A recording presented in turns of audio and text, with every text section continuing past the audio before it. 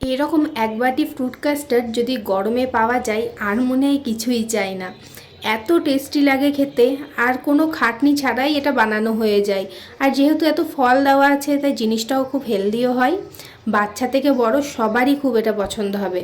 আমি এখানে 1 লিটার দুধ নিয়ে নিয়েছি। এবার দুধটাকে গরম হওয়ার জন্য বসিয়ে দিয়েছি।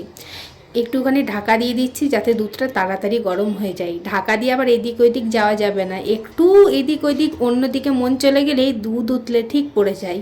সেই জন্য আশেপাশে থেকেই দুধটাকে ঢাকা দিয়ে একটু গরম করে নিয়েছি। গরম হওয়ার পর দুধটাকে আমি 3 হাতা মতো একটা বাটির মধ্যে তুলে নিয়েছি। আর এইদিকে একটা কাস্টার্ড পাউডারের প্যাকেট নিয়েছি। আর তারপর ওই বাটি দুধের সঙ্গে এখানে 2 টেবিল চামচ আমি একদম ভর্তি ভর্তি করে নিয়ে নিয়েছি কাস্টার্ড পাউডার। আর তার সাথে আর অল্প একটুখানি দিয়েছি। এবারে সমস্ত কিছুটাকে দুধের সঙ্গে ভালোভাবে মিশিয়ে নিতে হবে যাতে কোনো লাম্পস না থাকে। এদিকে মেশানো হয়ে গেছে, এদিকে দুধটাও ফুটে উঠেছে। দুধটাকে একটুখানি ভালো করে আমি নেড়ে নিচ্ছি। আর তারপরে এখানে আমি এবার অ্যাড করে দেবো চিনিটা। চিনি আমি এখানে 1/2 কাপ মতন অ্যাড করেছি। তোমরা যে যেরকম মিষ্টি খেতে পছন্দ করো সেই অনুযায়ী অ্যাড করো। চিনিটা দিয়ে ভালো করে একটুখানি মিশিয়ে নেব। আর তারপরে যে কাস্টার্ড মিল্কটা আমি তৈরি করে রেখেছি সেইটা এবারে অ্যাড করব। 1 হাতে করে দুধটাকে এভাবে নেড়ে যেতে হবে, আর 1 হাতে করে কাস্টার্ড দুধটা এখানে আমি অ্যাড করে দেবো।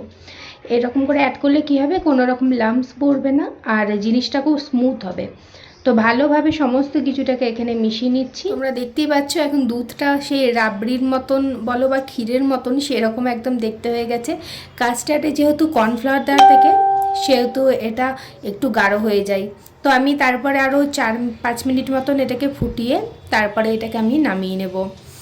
এবারে এটাকে আমি ইন্ডাকশানটা আমি অফ করে দিয়ে কাস্টার্ডটাকে আমি নামিয়ে রেখে দিলাম। এটাকে একটু ঠান্ডা হতে দেবো। একটু ভালো করে নেড়ে চেড়ে নিচ্ছি যাতে যে গরম ভাবটা আছে সেটা যাতে একটু বেরিয়ে যায় তাড়াতাড়ি। তো যাই হোক, এখানে আমি কাস্টার্ডটাকে ঠান্ডা করে নিয়েছি। তারপরে এটাকে ঢাকা দিয়ে এবার আমি ফ্রিজে 2 ঘন্টার জন্য এটাকে ভরে রেখে দেবো। জিনিসটা একটু ঠান্ডা ঠান্ডা খেতে বেশি ভালো লাগে তাই। তো যাই হোক, এবারে আমি ফলগুলো কেটে নিচ্ছি। তোমরা তোমাদের পছন্দ মতো যে কোনো ফল এখানে নিতে পারো, শুধু টক জাতীয় কোনো ফল আর আনারসটা বাদ দিয়ে ইউজ করো এখানে ফল। তো আমি এখানে বেদানা নিয়েছি। বেদানাটা অবশ্যই দেওয়ার চেষ্টা করবে, তাহলে জিনিসটা দেখতে আরও ফুটে উঠবে। আর যেহেতু কালারফুল যেরকম ফল থাকে সেইগুলো তোমরা এখানে অবশ্যই অ্যাড করো, তাহলে জিনিসটা খুব সুন্দর লাগবে দেখতে। তো এখানে আমি বেদানা এখানে ছাড়িয়ে নিচ্ছি। অর্ধেকটা বেদানা আমি নিয়েছি।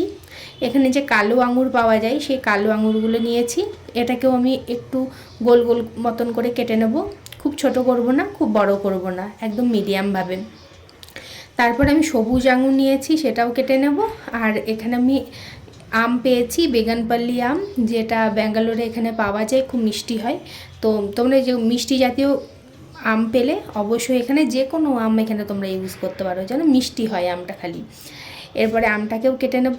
তবে এখনকার আম তো খুব একটা যে মিষ্টি ছিল তা না, হালকা টক হালকা মিষ্টি এরকম ছিল, খুব বেশি টকও ছিল না। সেই কীরকম বলে পানসে টাইপের, সেরকম টাইপের ছিল, কিন্তু গন্ধটা খুব সুন্দর ছিল। একটু বেশি করে যদি ফ্রিজে রেখে দেওয়া যায় না, বাড়িতে কোনো গেস্ট এলে বা যখন একটু ঠান্ডা খেতে ইচ্ছা করবে গরমে, তখন বের করে একটু ফল অ্যাড করে একদম খাওয়া যেতে পারে, এত ভালো লাগে খেতে। কিন্তু একবারে সমস্ত ফল কাস্টার্ডে সমস্ত যে যতটা কাস্টার্ড বানাবে সব কাস্টার্ডের মধ্যে যদি অ্যাড করে ফ্রিজে রাখো, সেক্ষেত্রে কাস্টার্ডটা একটু জল জল মতন হয়ে যায়। তো যেটুকুনি কাস্টার্ড খাবে যেদিন, সেই দিন একটা বাটির মধ্যে নিয়ে নিলে তারপরে কিছু কিছু করে ফল অ্যাড করলে পছন্দ মতো, তারপরে সেটা খাওয়া যেতে পারে। এবার আমি এখানে নিয়ে নিচ্ছি কাস্টার্ড। আর এবার একে একে আমি ফলগুলোকে এখানে অ্যাড করছি। প্রথমে আমি এখানে বেদানাটা দিয়ে দিলাম, এরপর দিয়ে দিচ্ছি আঙুর, 2 রকমের আঙুর, কালো আর সবুজ। এবার দিয়ে দেবো একটু আমটা দিলে টেস্টটা আরও যেন ফুটে ওঠে। আম আর কলাটা, এই দুটোতে টেস্টটা আরও বেশি বাড়িয়ে দেয়, খুব ভালো লাগে খেতে। তো সমস্ত ফল এখানে আমি অ্যাড করলাম আমার পরিমাণ মতন। এবার ভালো করে কাস্টার্ডটার সঙ্গে আমি মিশিয়ে নিচ্ছি। একবার হলেও এই রেসিপিটা অবশ্যই ট্রাই করো, মানে কোনো খাটনিই নেই এটা বানাবার, এত সহজ একটা রেসিপি আর এত টেস্টি হয় খেতে, সেটা না বানিয়ে খেলে বুঝতেই পারবে না। এরপর মেশানো হয়ে গেছে, ওপর থেকে একটুখানি ফল আমি দিয়ে দিলাম সাজাবার জন্য। আর দেখো তো কেমন লাগছে, কমেন্টে অবশ্যই জানাবে। ভিডিও ভালো লাগলে পেজটাকে ফলো করে দিও, যদি ইউটিউব থেকে দেখে থাকো তাহলে চ্যানেলটাকে সাবস্ক্রাইব করে দিও। আর অবশ্যই কমেন্ট করে জানিও আজকের ভিডিওটা তোমাদের কেমন লাগলো। আজকের মতন টাটা।